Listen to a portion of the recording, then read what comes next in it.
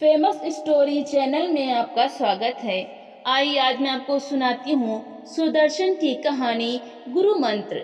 इससे पहले भी हम आपको गुरु मंत्र कहानी सुना चुके हैं। वो मुंशी प्रेमचंद के द्वारा लिखी गई कहानी थी गुरु मंत्र।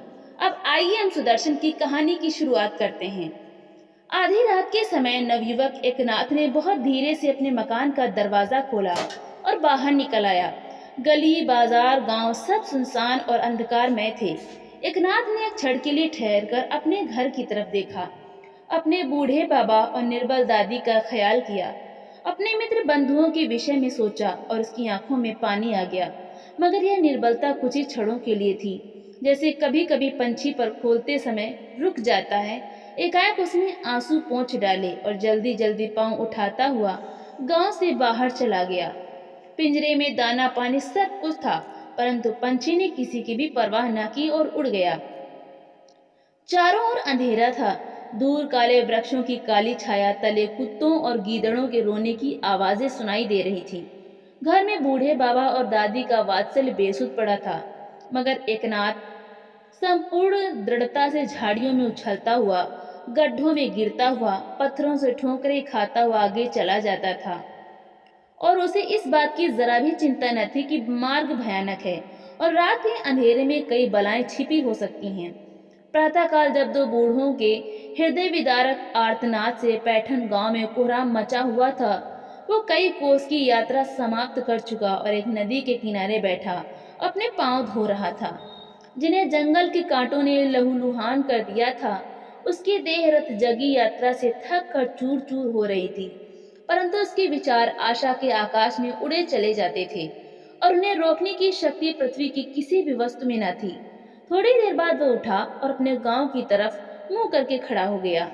इस समय वह अपने घर की दशा पर चिंतन कर रहा था और अपनी आंतरिक आंखों से वहां के दृश्य देख रहा था। हम अपना घर छोड़ सकते हैं, परंतु उसकी स्मृति को भूलना आसान नहीं। इतने में एक मुसाफिर घोड़े पर सवार उधर से गुजरा और एकनाथ के पास पहुंचकर रुक गया। एकनाथ ने दोनों हाथ बांधकर अभिवादन किया। मुसाफिर ने आशीर्वाद दिया और पूछा, कहाँ जाओगे भैया? एकनाथ ने अपने गांव की ओर पीठ मोड़ ली और अपने सम्मुख फैले हुए विस्तृत जंगल की तरफ उंगली उठाकर उत्तर दिया, बड़ी दूर। मुसाफिर, मगर फिर भी कहाँ? एकनाथ, श्री गुरुजी के चरणों में। मुसाफिर घोड़े से उतर आया और एकनाथ के कंधे पर स्नेह से अपना हाथ रखकर बोला, तुम्हारा गुरु कौन है? एकनाथ, पंडित जनार्दन पंत। यह कहकर एकनाथ ने दोनों हाथ बांधकर नम्रता से सिर झुका लिया, जैसे वो इस समय भी गुरु के सामने खड़ा था। मुसाफिर को नवयुवक की श्रद्धा पर आश्चर्य हुआ। कौन जनार्दन पंत? क्या वही तो नहीं जो देवगढ़ के दीवान हैं? एकनाथ, जी हाँ, वही महात्मा जिनके सदृश दूसरा आत्मसंयमी आज सारे भारतवर्ष में नहीं है। क्या आपने उनके दर्शन किए हैं? यह कहकर उसने मुसाफिर की ओर बड़ी उत्सुकता से देखा। मुसाफिर, हाँ, कई बार दर्शन किए हैं, परंतु वे तो किसी को गुरु मंत्र नहीं देते। न मैंने उनके यहाँ कोई शिष्य देखा है। मुझे आश्चर्य है कि उन्होंने तुम्हें कैसे चेला बना लिया? एकनाथ उदास होकर, उन्होंने मुझे चेला नहीं बनाया। मुसाफिर, अरे? एकनाथ, मगर मैंने उनको गुरु बना लिया। अब जाकर श्री चरणों में लेट जाता हूँ, देखूंगा कैसे कृपा नहीं करते। मुसाफिर, तुम्हारी आयु थोड़ी है भी। एकनाथ, समझदार के लिए थोड़ी भी बहुत है। मुसाफिर, क्या तुम्हें संसार का अनुभव है? एकनाथ, गुरुजी की कृपा दृष्टि से अनुभव भी हो जाएगा। मुसाफिर, यह मार्ग बड़ा विकट है। एकनाथ, साहस हो तो सारे काम बन जाते हैं। मुसाफिर ने हंसकर कहा, मगर बेटा, देवगढ़ तक कैसे पहुंचोगे? बड़ी दूर है यहाँ से। एकनाथ, जिनके दिल को लगी हो उनके लिए दूरी कोई चीज नहीं है। मुसाफिर, कोई घोड़ा क्यों नहीं ले लेते? एकनाथ, गुरुजी के पास नंगे पांव ही जाना ठीक है। मुसाफिर ने यह बातें सुनी तो बड़ा खुश हुआ। उसने दुनिया देखी थी, मगर ऐसा नवयुवक उसकी आंखों से आज तक न गुजरा था। यह नवयुवक न था, श्रद्धा और पुरुषार्थ की जीती जागती मूर्ति था। उसने एकनाथ को प्रेम से देखा और घोड़े पर सवार होकर चल दिया। कितने कष्ट सहकर, कितने संकट झेलकर एकनाथ देवगढ़ पहुंचा, इसका अनुमान करना आसान नहीं, परंतु देवगढ़ पहुंचकर उसको वो सारे कष्ट भूल गए। प्यासा हरिण जल की खोज में कितना भागता है, कैसे घबराता है, उसका शरीर थककर पसीना पसीना हो जाता है, परंतु जल के समीप पहुंचकर उसकी सारी थकान जाती रहती है। वहां जाकर उसका कुम्हलाया हुआ हृदय कमल देखते देखते खिल उठता है। एकनाथ की भी यही दशा थी। वो गुरुजी की नगरी में आ पहुंचा था। वो स्वर्गीय स्वप्नों की पुण्य भूमि में आ गया था, जिसके लिए उसकी आंखें तरसती थीं। तीसरे पहर का समय था। एकनाथ पंडित जनार्दन पंत की सेवा में उपस्थित हुआ। उस समय पंडित जी सरकारी कागज देखने में तन्मय हो रहे थे। एकनाथ चुपचाप एक कोने में खड़ा हो गया और भक्त भाव से उनकी ओर देखने लगा। यही वह व्यक्ति है जो संसार और संसार के व्यवहार में रहते हुए भी संसार से बाहर है, जो गृहस्थ होते हुए भी अपने युग का सबसे बड़ा भक्त है, जो देवगढ़ का दीवान भी है, सूरमा सिपाही भी है, सेनापति भी है और पंडित भी है। यही वो राजभक्त है जिसका हिंदू मुसलमान दोनों सम्मान करते हैं, जिसके सामने सिर उठाने की बादशाह को भी मजाल नहीं। एकनाथ गदगद हो गया, उसकी आंखों में पानी भर आया। सहसा पंडित जी ने सिर उठाया और एकनाथ की तरफ देखा। एकनाथ के शरीर में बिजली की लहर सी दौड़ गई। यह तो वही मुसाफिर थे जो उसे अपने गांव के पास मिले थे, जो हंस हंस कर बातें कर रहे थे, जिनकी आंखों में मन को मोहने वाली शक्ति भरी थी। एकनाथ दौड़कर आगे बढ़ा और पंडित जी के चरणों से लिपट गया। इस समय उसके आंसू पंडित जी के पांव पर गिर रहे थे, मगर ये आंसू साधारण आंसू न थे। एकनाथ का प्रेम था जो अपने गुरु के श्री चरणों पर निछावर हो रहा था। यह उसकी श्रद्धा थी जो अपने देवता को रिझाने के लिए हृदय गृह से चली थी। पंडित जी ने उसे पांव से उठाया और उद्दंड से उद्दंड पुरुष को भी बस में कर लेने वाले ढंग से मुस्कुरा कर कहा, आखिर तुम यहाँ आ गए, मगर बहुत कष्ट हुआ होगा। एकनाथ ने उनके पांव की तरफ देखते उत्तर दिया, श्री चरणों के दर्शन करके सारा कष्ट भूल गया। पंडित जी, तो अब क्या इच्छा है? एकनाथ, भगवान सब कुछ जानते हैं, अपने मुंह से क्या कहूँ। पंडित जी, गुरु मंत्र चाहते हो क्या? एकनाथ, यह मेरे जीवन का सबसे बड़ा स्वप्न है। पंडित जी, मैं साधारण गृहस्थी हूँ, मुझसे तुम्हारा कल्याण क्या होगा? किसी परमहंस के पांव क्यों नहीं पकड़ते, बेड़ा पार हो जाए। एकनाथ, मैंने इस युग का सबसे बड़ा परमहंस पा लिया, अब और कहाँ जाऊं? आप गृहस्थी हैं, परंतु आपकी पदवी साधु सन्यासियों से भी ऊंची है। पंडित जी, यह तुम्हारी श्रद्धा है, मैं तो राजा का एक मामूली नौकर हूँ। एकनाथ, मगर मेरे लिए तो आप राजाओं के भी राजा हैं। यह कहकर एकनाथ फिर झुका और पंडित जी के पांव में लेट गया। पंडित जी निरुत्तर हो गए। विनय और श्रद्धा के सामने तर्क की बोली पेश नहीं की जाती। देवगढ़ के दीवान साहब एक साधारण ग्रामीण नवयुवक के सामने चुप थे और ना जानते थे कि उसे कैसे समझाएं। कुछ सोचकर उन्होंने उसे उठाया और गंभीरता से कहा, हमें गुरु मंत्र देने में आपत्ति नहीं, परंतु पहले तुम्हें सिद्ध करना होगा कि तुम इसके अधिकारी हो। कहो, परीक्षा के लिए तैयार हो? एकनाथ ने सिर झुकाकर उत्तर दिया, जी हाँ, बड़ी खुशी से। यह कहकर उसने गुरु के पांव तले से मिट्टी उठाई और माथे पर मल ली, मानो ये मिट्टी न थी, चंदन का बुरादा था। 3 वर्ष बीत गए। एकनाथ ने गुरुजी की सेवा में दिन रात एक कर दिया। ऐसी लगन से किसी बिके हुए दास ने भी अपने स्वामी की सेवा ना की होगी। वो उनके कपड़े धोता था, उनके लिए धान कूटता था, पानी भरता था, बाल बच्चों को खिलाता था, और इतना ही नहीं, उनके दफ्तर का सारा काम अपने हाथ से करता था। दीवान साहब अब हिसाब आदि बहुत कम देखते थे। सारा स्याह सफेद एकनाथ के हाथ में था। रियासत के लोग इसकी ईश्वर दत्त योग्यता और कार्यपटुता देखकर वाह वाह करते थे। यहाँ तक कि राजा भी उसकी प्रशंसा करता था, मगर एकनाथ को इस पर तनिक भी अभिमान न था। वो समझता था, गुरुजी परीक्षा ले रहे हैं, पास हो गया तो जन्म मरण के फंदे से मुक्त हो जाऊंगा। प्रातः काल था। पंडित जी अपने मंदिर में बैठे ईश्वर का भजन कर रहे थे और एकनाथ बाहर खड़ा था कि कोई विघ्न न डाल दे। इतने में घोड़ों की टापों का शब्द सुनाई दिया। एकनाथ डर गया। उसे भय हुआ कि कहीं से गुरुजी की समाधि न खुल जाए। उनका ध्यान टूट गया तो क्या जवाब दूंगा। वो जल्दी से बाहर निकला कि सवार को रोक दे, पर वो सवार कोई साधारण सवार न था, वो शाही सवार था जो राजा का खास परवाना लेकर आया था। एकनाथ ने आगे बढ़कर कहा, गुरुजी ईश्वर का भजन कर रहे हैं, नीचे उतर आओ। सवार घोड़े से नीचे उतर आया और जेब से एक मुहर वाला लिफाफा निकाल कर बोला, यह शाही परवाना है, अभी दीवान साहब के पास पहुंचा दो। एकनाथ ने लिफाफा ले लिया और उत्तर दिया, वो तो समाधि में है। सवार, कोई बात नहीं, जाकर समाधि से उठा दो। एकनाथ, यह असंभव है। थोड़ी देर के बाद, क्या बहुत जरूरी काम है? सवार, अब मैं तुमसे क्या कहूँ, जरूरी है या नहीं, राजा साहब का हुक्म है, इसी समय पहुंचाओ। मैं पागल न था जो तुम पर जोर देता। एकनाथ ने लिफाफे को उलट पलट कर देखा और कहा, मगर ऐसी कौन सी बात है जो जरा भी प्रतीक्षा नहीं कर सकते? सवार, भैया, मेरा कर्तव्य आज्ञा पालन करना है। तुम जाकर सूचना देते हो या मैं खुद जाऊं? हर हालत में यह परवाना अभी उनके पास पहुंच जाना चाहिए। जरा सी देर भी रियासत को बर्बाद कर देगी। एकनाथ, मगर इस समय तो उनके पास कोई भी नहीं जा सकता। यहाँ तक कि स्वयं राजा साहब आ जाएं तो उनको भी आगे ना बढ़ने दूं। गुरुजी ईश्वर के ध्यान में हैं। सवार ने कुछ सोचकर धीरे से कहा, तो तुम्हें ही साफ कहना ही पड़ेगा। शहर पर किसी दुश्मन ने हमला किया है। राजा साहब यह परवाना भेजकर अपने कर्तव्य से निवृत्त हो गए। शहर बचे या बर्बाद हो उनकी बला से, और किसी को इसकी फिक्र ही नहीं। ले देकर एक दीवान साहब हैं जिनको शहर की हिफाजत का ख्याल है और जिनके इशारे पर सिपाही मर मिटने को तैयार हैं। अब ये तुम खुद ही सोच लो कि उनको इस वक्त सूचना देना मुनासिब है या नहीं।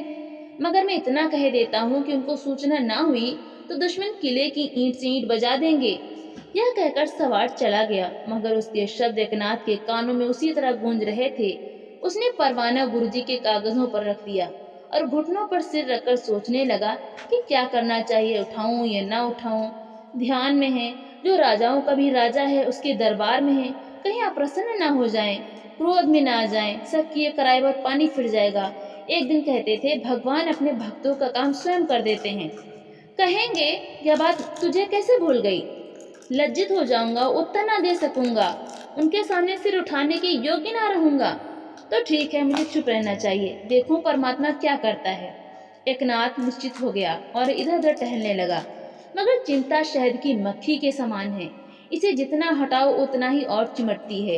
एकनाथ को फिर इसी चिंता ने आ घेरा, कहीं बैरी निकट ना पहुंचा हो। राजा ने जब ही जरूरी परवाना भेजा है, ऐसा न हो मैं यह मंदिर के द्वार पर बैठा रहूं और गढ़ पर दुश्मन का अधिकार हो जाए। उस समय गुरुजी के मन की क्या अवस्था होगी। बहुत नाराज होंगे, कहेंगे, तुझे इतना भी विवेक नहीं कि समय कुसमय ही पहचान सके। हम समाधि में बैठे रहे, उधर शहर की सफाई हो गई, इसका उत्तरदायित्व केवल तुझ पर है जिसने ऐसी मूर्खता की। एकनाथ असमंजस में पड़ गया। कभी सोचता उठा देना चाहिए, इस समय यही धर्म है, कभी सोचता नहीं उठाना चाहिए, समाधि में है। वो दोनों तरफ देखता था, परंतु उसे दोनों तरफ अंधकार दिखाई देता था, प्रकाश कहीं भी न था। वो घबराहट की दशा में इधर उधर फिर रहा था। ऐसी दशा उसकी आज तक कभी न हुई थी। अपने चारों तरफ काले नागों को फुंकारे मारते देखकर भी उसका विवेक नष्ट न होता, मगर इस समय वो बहुत व्याकुल था। उसके मस्तिष्क से पसीने की बूंदें टपक रही थीं। उसके मुंह का रंग एक क्षण में बदलता था, जैसे वो उसके जीवन मरण का प्रश्न हो। इस समय उसे कौन बचा सकता है? इस निराशा के भार से उसे कौन निकाल सकता है? सिवाय गुरुजी के और कोई नहीं। और गुरुजी? उसने उनकी ओर देखा। वो अभी तक आंखें बंद किए ध्यान में बैठे थे। एकनाथ भूमि पर गिर पड़ा और फूट फूट कर रोया, मगर इससे क्या होता था? समय बहुत तेजी से बढ़ा चला जाता था। इतने में दुर्ग के बाहर दुश्मन की तोपें गरजने लगीं। एकनाथ का पीला मुंह और भी पीला हो गया। अब सोचने का अवसर न था, काम करने का समय था। एक क्षण में इधर या उधर। एकनाथ ने अपने धड़कते हुए दिल पर हाथ रखा, अपनी तर्क शक्ति को एकत्रित किया। एक मिनट के लिए सिर झुकाया और निश्चय कर लिया। थोड़ी देर के बाद वो गुरुजी की जंगी पोशाक पहने उनके जंगी घोड़े पर सवार था और देवगढ़ की वीर सेना उसके पीछे हर हर महादेव करती हुई दुर्ग से निकल रही थी। एकनाथ लड़ा और विजयी हुआ और दुश्मन को भगाकर वापस आ गया। परंतु उस समय यह किसी को भी पता न था कि ये एकनाथ हैं, पंत जी नहीं हैं। एकनाथ ने घोड़ा अश्वशाला में बांध दिया और कवच उतारकर दीवार के साथ लटका दिया और अपने वासंती रंग के वस्त्र पहनकर चुपचाप अपने स्थान पर बैठ गया, जैसे कुछ हुआ ही नहीं। थोड़ी देर बाद गुरुजी की समाधि खुली और वो बाहर निकले। वहां हर एक के मुंह पर इसी घटना का बखान था।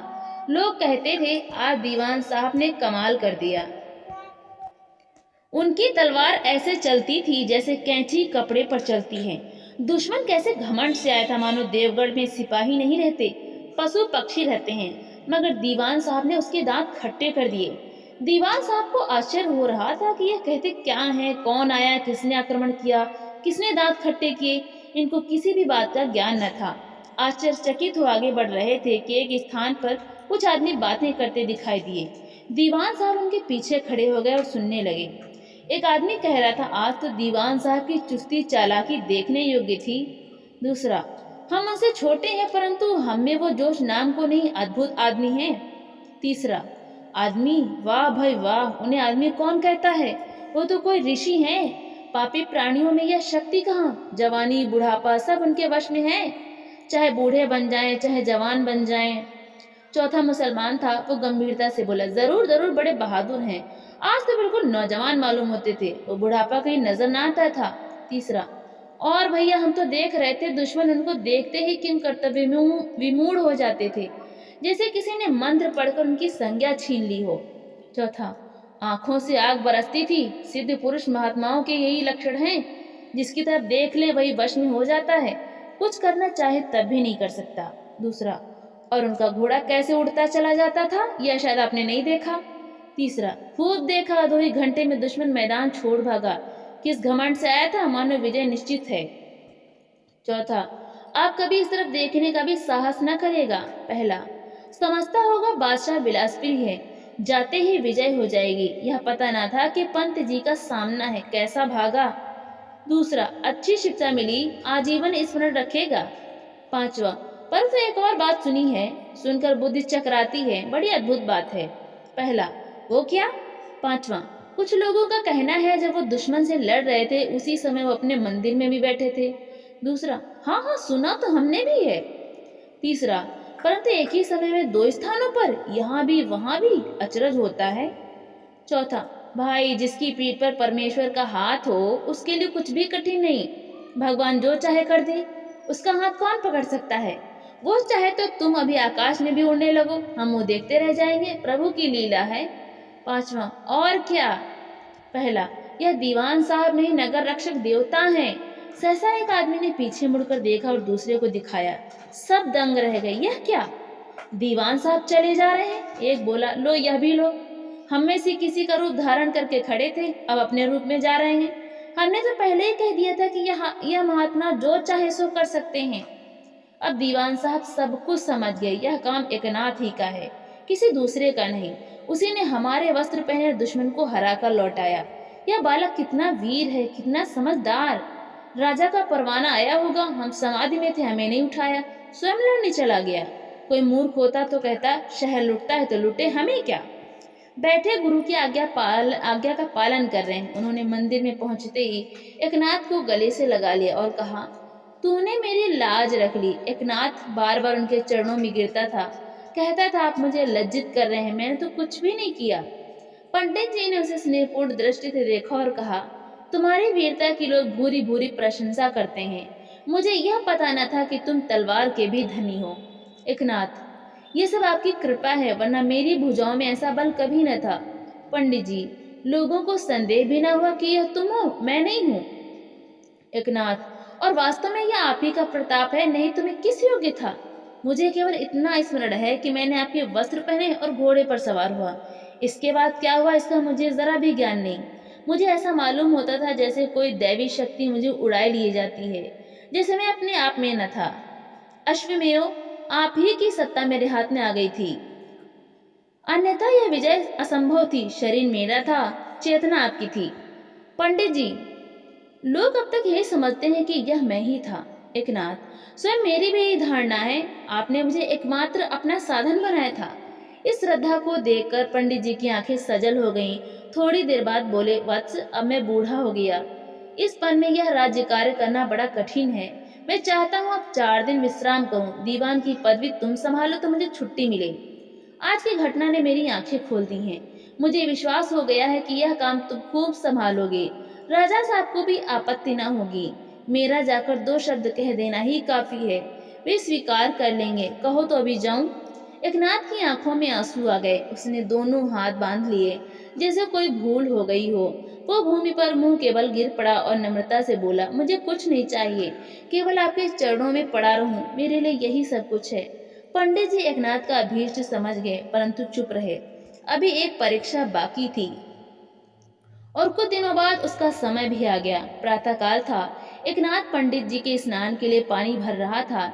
इतने में पंडित जी खड़ाऊ पहने हुए आए और मुस्कुराकर बोले, बेटा एकनाथ, कल नववर्ष प्रारंभ है। इस वर्ष का हिसाब किताब तैयार कर लो। समय थोड़ा है, केवल आज का दिन और आज की रात, परंतु तुम्हारे जैसे योग्य आदमी के लिए कठिन नहीं। एकनाथ ने पानी का घड़ा हाथ से रख दिया। पंडित जी, राजा साहब कल हिसाब देखेंगे, तैयार हो जाएगा या नहीं? यदि ना हो सके तो मैं कर लूं। एकनाथ धीरे से, मैं कर लूंगा। पंडित जी, तो जाओ आरंभ कर दो, समय बहुत कम है। एकनाथ दफ्तर में पहुंचा और हिसाब किताब देखने लगा।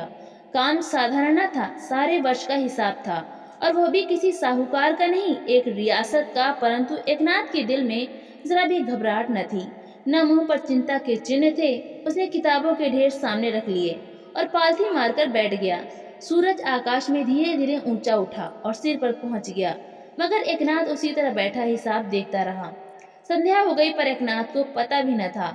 नौकर चाकर श्रमदान जला गया। एकनाथ काम में लगा रहा। उसे खाने पीने की सुध न थी, न सोने की इच्छा थी। ख्याल यह था कि किसी प्रकार काम समाप्त हो जाए। आधी रात बीत गई। एकनाथ ने सारा काम समाप्त कर लिया। सब कुछ ठीक था, केवल एक पैसे का फर्क था। एकनाथ के तेवर बदल गए। सोचने लगा, जरा सी भूल ने सारा काम चौपट कर दिया। उसने रकमों को दूसरी बार जमा किया, फिर वही फर्क, फिर हिसाब किया, पर फर्क फिर भी ना निकला। एक पैसे का अंतर ज्यों का त्यों था। एकनाथ घबरा गया। रात आधी से भी अधिक जा चुकी थी। चारों ओर सन्नाटा था। लोग अपने अपने घरों में सुख चैन की नींद सो रहे थे, मगर एकनाथ श्रमदान के सामने बैठा था और सोचता था कि पैसे का फर्क कहाँ है। पिछले पैर पंडित जनार्दन की आंख खुली। खिड़की से देखा, दफ्तर में अभी तक प्रकाश है। समझ गए एकनाथ जग रहा है। वो धीरे से उठे और बाहर चले गए। दफ्तर के बाहर चौकीदार भी ऊँघ रहा था, केवल एकनाथ जागता था।